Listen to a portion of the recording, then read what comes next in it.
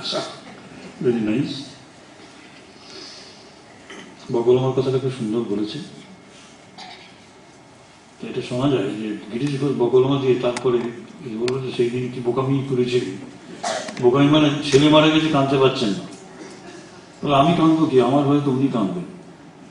এটা যে এত জটিল ব্যাপার সেটা উনি জানতেন না। This went this far in his way, in your... এবার আমাদের বিমোহানন্দ হিন্দি। বাংলা লিখে না কিন্তু বাংলা স্ক্রিপ্টে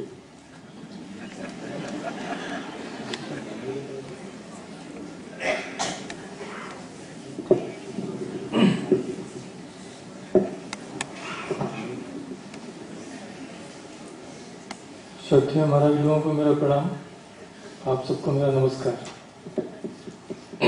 चिंता मत करिए, हिंदी में ही बोलूंगा।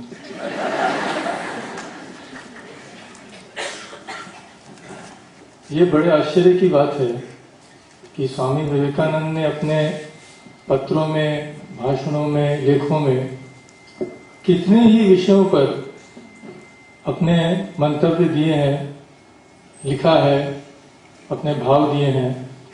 कोई भी विषय उन्होंने छोड़ा नहीं है। साहित्य, कला, इतिहास, भारत का भविष्य, हमारे दिन प्रतिदिन की समस्याएं, सब विषय पर उन्होंने विशद भाव से बोला है, लिखा है। पर जो उनके हृदय के देवता थे, जिनके चिंतन में उनका प्रतिक्षण अतिवाहित होता था, जो उनके श्वास प्रश्वास में बसे हुए थे, उन श्री रामकृष्ण के बारे में भी उन्होंने बहुत कम बोला है। क्यों? इसका उत्तर उन्होंने खुद ही दिया है। शरद चंद्र चक्रवर्ती को वे बोलते हैं ठाकुर के बारे में, ये बंगला में बोलता हूं, তিনি যে কি কত কত পূর্ব অবতার গণের জমাট বাঁধা ভাব রাজ্যের রাজা, তার জীবনপাতি তপস্যা করেও এক চুল বুঝতে পারলুম না, তাই তার কথা সংযত হয়ে বলতে হয়। যে যেমন আধার তাকে তিনি ততটুকু দিয়ে ভরপুর করে গেছেন। তার ভাব সমুদ্রে উচ্ছ্বাসে এক বিন্দু ধারণা করতে পারলে মানুষ তখনই দেবতা হয়ে যায়। সর্বভাবের এমন সমন্বয় জগতের ইতিহাসে আর কোথাও কি খুঁজে পাওয়া যায়? এর থেকেই বুঝো তিনি কে দেহ ধরে এসেছিলেন।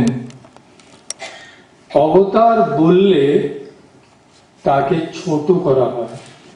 আমরা অবতার অবতার বলছি তো, স্বামীজি বলতেন অবতার বলে তাকে ছোট করা হয়। এমন কোনো বিশ্লেষণ নেই যে আমরা श्री रामकृष्ण को দিতে পারি। तो वो सब कुछ से ऊपर है। पर स्वामी जी की इतनी भक्ति, इतना उनका प्रगाढ़ भाव तो छिपा नहीं रह सकता था। तो किस तरह से निकला? इस मंत्र से, स्थापकाय च धर्मस्य सर्वधर्म स्वरूपिणे अवतार वरिष्ठाय रामकृष्णाय ते नमः। ये मंत्र में, ये स्वामी जी के गंभीरतम हृदय प्रदेश से मंत्र निकला है। हमारे पास जो कुछ भी मिनट हैं कुछ, हम आज इस मंत्र पे ही चर्चा करेंगे। अब देखिए, पहले स्वामी जी बोलते हैं स्थापकाय च धर्मस्य। यह धर्म क्या है? यह धर्म है हमारा वैदिक धर्म, सनातन शाश्वत, जो सर्वव्यापी है। स्वामी जी श्री रामकृष्ण को धर्म प्रवर्तक नहीं बोलते, क्योंकि उन्होंने कोई नई धर्म की सृष्टि नहीं की। उन्हें धर्म संस्थापक बोलते हैं। हमारे वैदिक धर्म को ही उन्होंने पुनः संस्थापित किया। हमारा धर्म क्या है?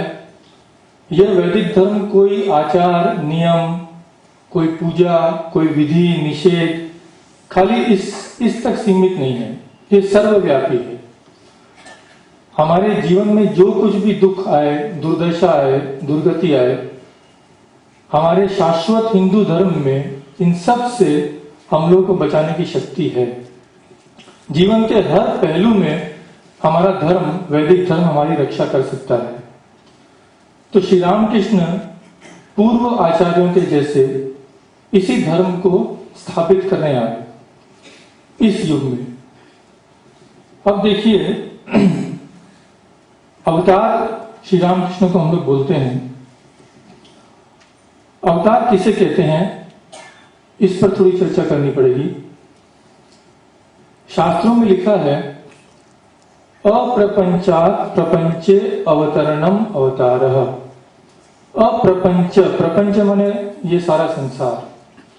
अप्रपंच माने जो संसार के अतीत है, जिसको बोलते हैं चिन्मय धाम।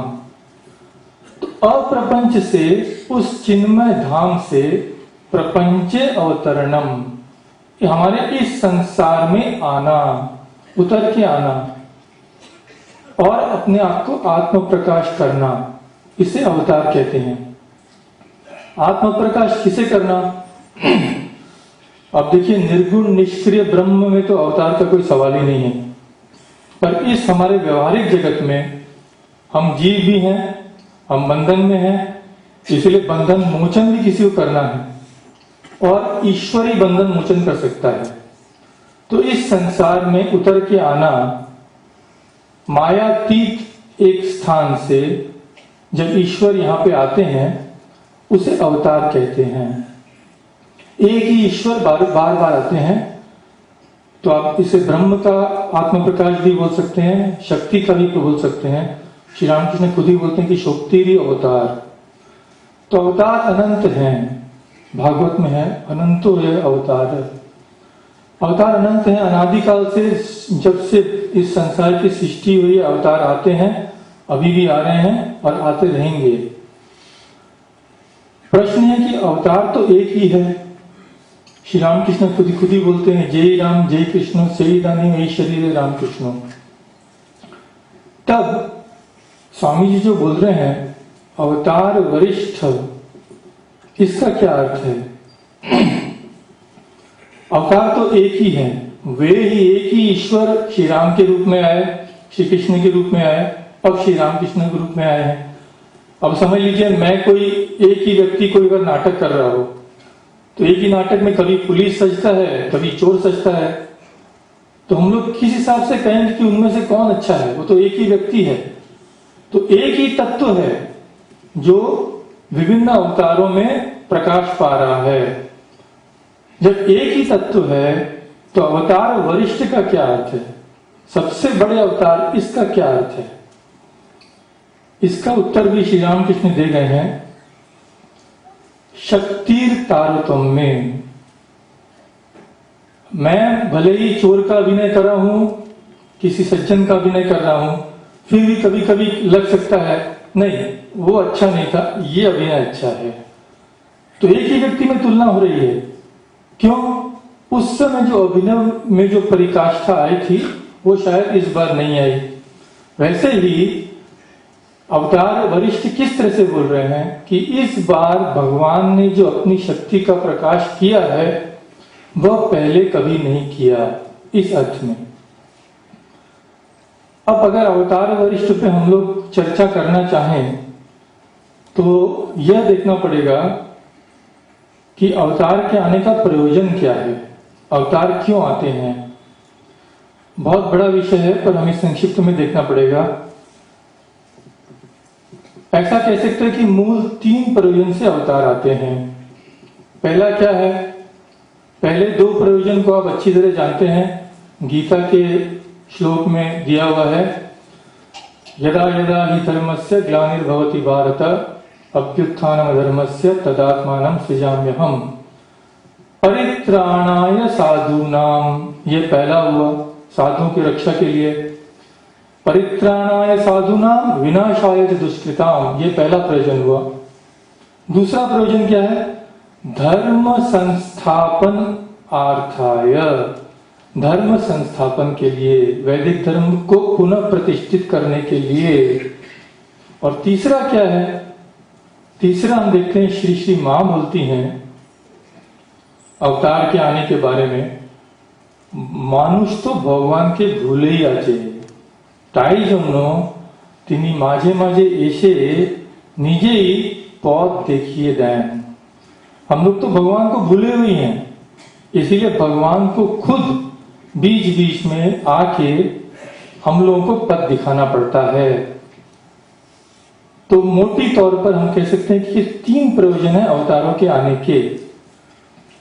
अब इस पे विचार करें, अगर हम लोग तुलना करना चाहें, अवतार वरिष्ठ जो स्वामी जी बोले हैं उस पर विचार करना चाहें, तो हमको इस तरह से देखना पड़ेगा कि अवतार अगर आए तो कितने हद तक उन्होंने इन 3 प्रयोजनों को सार्थक किया, उन्होंने कितने मात्रा में साधुओं की रक्षा की, धर्म संस्थापन कैसे किया और लोगों में धर्म भाव कैसे जागृत किया।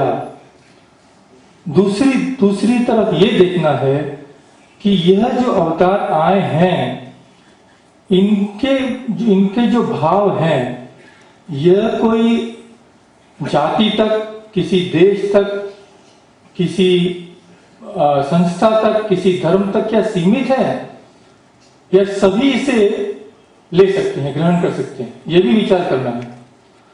तीसरा विचार यह करना है कि यह जो प्रसार है, यह जो धर्म संस्थापन है, यह जो दूसरों में धर्म जागृत करने का जो भाव है, इसका स्थायित्व तो कितना है, ये कितने देर तक रहता है, कितने वर्षों तक, कितने काल तक रहता है।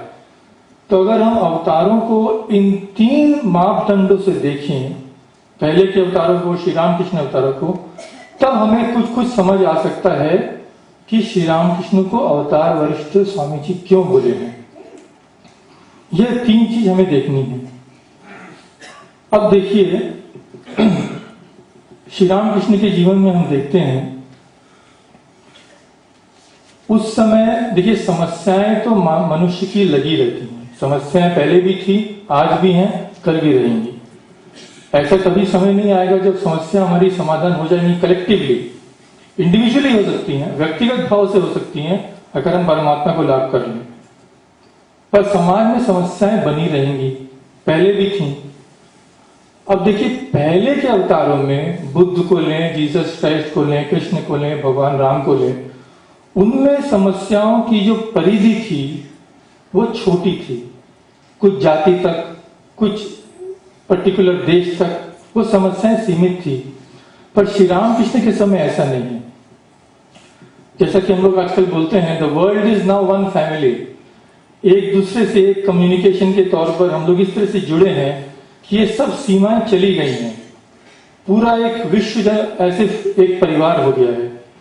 तो हमारी समस्याओं का जो समाधान है, इसी परिप्रेक्ष्य में उन्हें विचार करना पड़ेगा कि हमारी जो संसार की जो समस्याएं हैं वो कितने हद तक इन अवतार ने इनका पथ हमें दिखाया है सुलझाने का। कैसे सुलझाया श्री रामकृष्ण? देखिए, बड़ी आश्चर्य की बात है। श्री रामकृष्ण अपने कमरे में दक्षिणेश्वर में बैठे थे। उस समय एक हर युग में एक संधि क्षण आता है, जब हमारी समस्याएं इतनी ज्यादा हो जाती हैं, जब मनुष्यों को कोई और पथ नहीं मिलता है, तब उनके हृदय से एक आर्तनाद निकलती है कि भगवान अब आप ही इस समस्या के समाधान करिए। तो जब श्री रामकृष्ण आए थे जिस युग में, उस समय जैसा कि आप जानते हैं, भारतवर्ष की अवस्था बहुत खराब थी। अंग्रेजों का शासन तो था ही, एक्सप्लॉयटेशन था ही, अलग अलग जाति भेद, उत्पीड़न, अलग अलग धर्म संकीर्णता को लेकर झगड़े। तो श्री रामकृष्ण किससे समाधान करते हैं इसका? देखें, बड़े आश्चर्य की बात है। पूरा कथामृत हम लोग तो पढ़े हैं। श्री रामकृष्ण इन समस्याओं के ऊपर कोई भी मंतव्य नहीं देते, कोई डायरेक्ट मंतव्य नहीं देते, किसी का विरोध नहीं करते, किसी में नाम पे कोई ये नहीं सुनाते कि भाई इसके वजह से समस्याएं हुई हैं।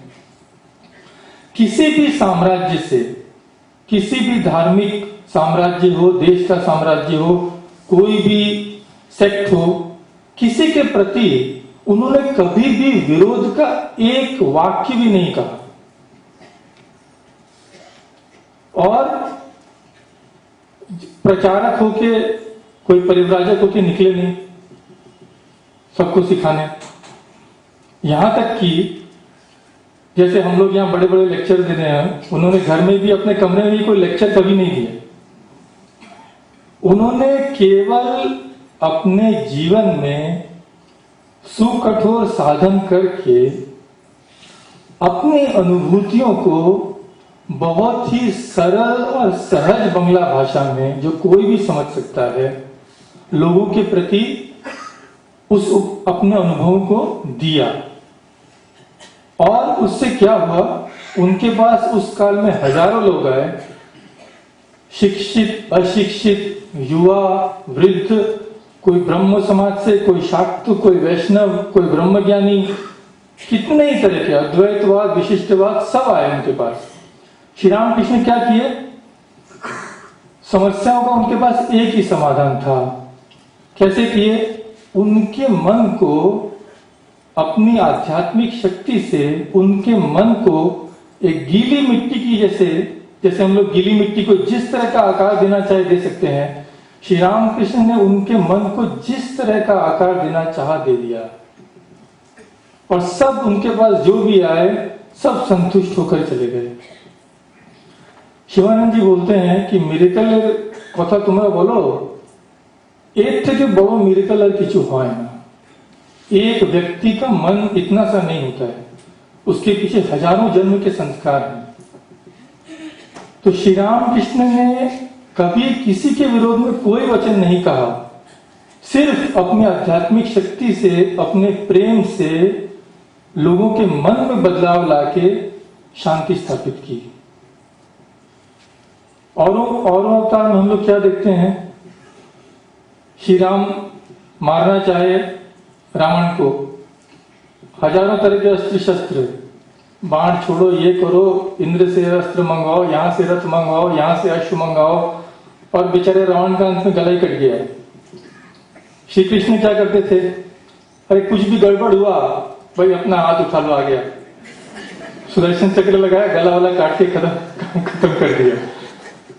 पर श्री रामकृष्ण ऐसा कुछ नहीं कहा, ऐसा कुछ नहीं किया, किसी के प्रति उन्होंने कठोर वचन भी नहीं कहे। उनका अस्त्र क्या था, गिरीश चंद्र घोष बोलते हैं, एक बार उच्चे उनार अस्त्र उच्चे प्रणाम, वो दूसरों को प्रणाम करके ही जय कर लेते थे। जब गिरीश घोष प्रणाम करते हैं, ठाकुर फिर प्रणाम करते हैं, फिर गिरीश घोष प्रणाम करते हैं, ठाकुर फिर प्रणाम करते हैं। तो गिरीश घोष बाबा एते आमी अपना संगे पार्वन हूं। तो ये देखिए, इसको हम लोग अगर मिरेकल नहीं बोलेंगे तो क्या बोलेंगे। दूसरी तौर पर देखिए, अपने जीवन में ऐसा कोई मत, ऐसा कोई धर्म नहीं उन्होंने खुद जिसका आचरण नहीं किया हो, खुद आचरण करके उन्होंने अद्वैत, विशिष्टाद्वैत, द्वैत, जो कि अद्वैतवाद के 3 मत हैं, शाक्त, वैष्णव, शैव, जो कि हिंदू के 3 संप्रदाय हैं, यही नहीं दूसरे धर्म भी, मुस्लिम धर्म, क्रिश्चियन धर्म, कोई भी धर्म लीजिए, उन्होंने अपने जीवन में खुद आचरण किया है। आचरण करके उन्होंने हर धर्म में प्रकाष्ठा प्राप्त की है, केवल आचरण ही नहीं किया है, उस धर्म के अंत तक गए हैं। अंत तक जाकर अनुभूति करके उन्होंने अति साहस के साथ बोला, जौतो मौत तौतो पौत। आज हम लोग बोलते रहते हैं भाई जौतो मौत तौतो पौत, ठाकुर बोले सब ठीक है, परंतु उस समय की स्थिति को आप कल्पना कीजिए, जब लोग धर्म के नाम पर एक दूसरे का गला काट देते थे। शाक्त वैष्णव को नहीं देखता था, वैष्णव शैव को नहीं देखता था, शैव कोई अद्वैतवादी को नहीं देखता था। कितनी कट्टरता थी उस समय, कितनी असहिष्णुता थी उस समय। यह बोलना कोई तमाशा नहीं था। ये जो विभिन्न धर्मों का खुद पालन करके यह निष्कर्ष पर बोलना, यह श्री रामकृष्ण के अवतार का एक वैशिष्ट्य है। इससे पहले किसी भी अवतार में हम लोगों को इस तरह के साधन के जो वैचित्र है, इतनी तरह की साधना करना, ऐसा कहीं भी हम लोग को पहले नहीं मिला है। इस पे बहुत सुंदर कविता बोलते हैं, साधु नार जो तो छोटो नदी धारा, कौन सागरेते होलो कुलोहारा, भेदा भेद भूले होलो एकाकारा, नवजुगो लिपि लेखा। सब साधनों की सब नदियां इस विशाल समुद्र में आके मिल जाती हैं। वो समुद्र क्या है? श्री राम कृष्ण। भाव समुद्र ठाकुर को बोलते हैं, श्री स्वामी विवेकानंद बोलते हैं कि ब्रह्म ज्ञान का भी अंत हो सकता है, ब्रह्म ज्ञान का भी लिमिट हो सकता है, पर श्री राम कृष्ण के भावों का कोई अंत नहीं। कितनी बड़ी बात है ये, स्वामी विवेकानंद के मुख से निकलने वाली। तो सब रुचि नाम वैचित्र्या ऋजु कुटिल नाना चौथजुषाम, जिस तरह से सब नदियां समुद्र में आती हैं, उसी तरह साधन की सब जो अलग अलग साधन पद थे, सब आकर श्री राम कृष्ण रूपी भाव समुद्र में मिल जाते हैं। ऐसा पहले कभी देखा नहीं किया। यही नहीं, श्री राम कृष्ण भावमुख में रहकर, चूंकि उन्होंने ये उपलब्धियां स्वयं की थी, उनके पास जिस भी संप्रदाय का, जिस भी धर्म का कोई भी मत का साधक अगर आता, वो उसका अंतर तत्क्षण देख लेते थे। वो क्यों, कौन से धर्म पे जा रहा है, कितना अग्रसर हुआ है, कांच की अलमारी की तरह, वे खुद ही बोलते हैं। और उसी धर्म में भावित होकर, सबसे बड़ी बात यह है कि उसी धर्म में वे भावित हो जाते थे, और भावित होकर उस व्यक्ति को अपने धर्म के पथ में अग्रसर कर देते थे। इसीलिए जो भी व्यक्ति किसी भी धर्म का आता, वो अपने इष्ट देवता को श्री राम कृष्ण में देखता। क्रिश्चियन आए थे, वे श्री राम कृष्ण में यीशु कृष्ण को देख रहे हैं। वैष्णव आए, वे श्री राम कृष्ण में कृष्ण को देख रहे हैं। गोपाल माँ जब भी आती थी, श्री राम कृष्ण एकदम बालक शिशु जैसे हो जाते थे। तो ये कोई ढोंग नहीं था कि श्री राम कृष्ण सोच विचार कर अच्छा वो आ रहा है वैसा हो जाओ, नहीं, ये उनके अंतर से ये भाव निकलता था। जगन माता ने उन्हें ऐसा एक यंत्र बनाया जो किसी भी भाव में, अनंत भाव में ठाकुर भावित होके हर संप्रदाय, हर धर्म के व्यक्ति को उसके धर्म में अग्रसर होते देते थे, सहायता करते थे।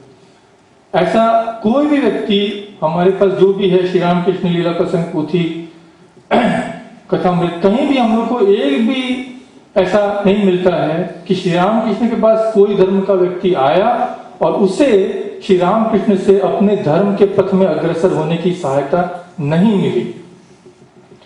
ये इतना भाव का वैचित्र अनंत भाव में ठाकुर में ही देखा गया। पहले किसी अवतार में ऐसा हम लोगों को तो नहीं मिलता है, इतिहास में नहीं मिलता है। फिर देखिए, श्री राम कृष्ण के जो शिष्य थे, श्री राम कृष्ण ने मात्र इन कुछ शिष्यों से, 15-16 शिष्यों की सहायता से, कुछ काल बाद ही, श्री राम कृष्ण के धराधाम से जाने के कुछ वर्ष बाद ही, ये शिष्यों की टोली, जिन्हें एक समय खाने को भी नहीं मिलता था। देखिए क्या मिरेकल किसको बोलते हैं। कुछ वर्षों बाद ही इन शिष्यों ने अपनी मुक्ति, अपनी भुक्ति को त्याग करके किस तरह ठाकुर का भाव सिर्फ इस देश में नहीं, पूरे विश्व में किस तरह से फैला दिया। इतने कम समय में इस तरह का भाव पूरे विश्व में फैलना, ये हमें कहीं नहीं मिलता है। जो हम देख रहे थे ना, प्रसार, और जहां तक कोई लिमिट होने का सवाल है, श्री राम कृष्ण का भाव ऐसा है कि कहीं भी किसी के लिए भी कोई भी रुकावट नहीं है। कोई भी मनुष्य किसी भी धर्म का हो, किसी भी चीज में विश्वास करता हो, यहां तक कि नास्तिक भी हो, उसके लिए भी श्री राम कृष्ण के पास स्थान है। श्री राम कृष्ण का दरवाजा सबके लिए खुला है। कोई भी आए, किसी भी धर्म का भी हो, श्री राम कृष्ण में उसे अपने जीवन के समस्याओं का समाधान मिल जाएगा। तो ये जो उदार भाव है, ये कहीं नहीं मिलेगा। आज हम लोग तो यहाँ पे हैं, आप दूसरे संप्रदायों में आज भी, मैं किसी का नाम नहीं लूंगा, पर आप जाके देखिए, एक बार उनसे बातें कीजिए, किस तरह से, अगर वो मानेंगे कि नहीं कि जो तो मौत तो बहुत, नहीं मानते हैं। हमारा ही मत ठीक है, आज के दिन में भी हमारा ही मत ठीक है, ये उनके मन में धारणा बसी हुई है। और सबसे अंत में मैं यही कहूंगा कि ये जो विश्व में चार तरफ अशांति फैली हुई है आज, परिवार से लेके समाज बोलिए, परिवार बोलिए, राष्ट्र बोलिए, सब स्तरों पे अशांति, इसका क्या समाधान श्री रामकृष्ण ने दिखाया। यह प्रचार प्रसार उन्होंने स्वामी जी के माध्यम से किया, और ये जो सबको ग्रहण करने का भाव, ये श्री मां शारदा देवी से उन्होंने सार्थक किया कि कोई भी आए, पापी आए, तापी आए, सबको, सारे विश्व को यह एक सूत्र में बांधना, प्रेम के सूत्र में, ये महाविप्लव की सृष्टि करना, ये क्या कोई कम बात है। आज हम लोग यहाँ पे इकट्ठे हुए हैं, आप लोगों को क्या लग रहा है कि यहाँ हम अपने लोगों के बीच में हैं, ऐसा लग रहा है कि नहीं? यहाँ सब अपने हैं। अब ऐसा हो सकता है कि आपके पास जो बैठा हो वो भी आपसे जीवन में कभी नहीं मिला हो, पर आपको लग रहा नहीं ये मेरा अपना है। आप कहीं बस में जाएंगे, ट्राम में जाएंगे, अरे तुम्हें ठाकुर भक्त ना, अच्छा ऐसे ऐसे बसो, एक लगा अरे कोई भी हो, ठाकुर का है, मैंने अपना है। आप किसी शहर में गए, कहाँ रहेंगे कुछ ठिकाना नहीं, अरे हमें एकदम से जानिए से ठाकुर भक्त, अच्छा ठीक है, बस और कोनो चिंता नहीं। ये जो एक सूत्र में सबको प्रेम से बांधना, ये क्या कोई कम है? ये महाविप्लव की सृष्टि करना, सरल सरल बंगला भाषा में कथामृत जो बोल के गए ठाकुर, आज ये कथामृत सारे विश्व में क्या विप्लव की सृष्टि कर रहा है, इसका हमें अंदाजा नहीं है। मैं तो पब्लिकेशन सेंटर में हूं, तो हम लोग के पास कितने तरह के पत्र आते हैं, कोई देश बाकी नहीं है। Russia, Germany, England, Switzerland, Japan, कोई भी देश बाकी नहीं जहां से आजकल पत्र नहीं आते हैं। कितने लोगों ने तो खाली श्री रामकृष्ण कथामृत पढ़ने के लिए बंगला सीखा है, कितने फॉरेनर्स ने कथामृत बंगला में पढ़ने के लिए बंगला भाषा सीखी है। तो ये इस तरह का भातृभाव, इस तरह का प्रेम, इस तरह का उदार भाव, ये श्री रामकृष्ण द्वारा ही संभव हो चुका है। इसीलिए बोलते हैं ভালোবাসা যার এপারে ওপারে বেঁধে দিল ধারায় পরিবারে যত মত তত পথের প্রান্তে জ্বালায় মিলন শিখা ভবতারিণীর প্রতিমা পাশানি চিন্ময়ী দিল দেখা চিন্ময়ী দিল দেখা চেন কি তাহারে যাহারা খিধারা শেখালো মায়ের ডাকা ভবতারিণীর প্রতিমা পাশানি চিন্ময়ী দিল দেখা চিন্ময়ী দিল দেখা। ধন্যবাদ।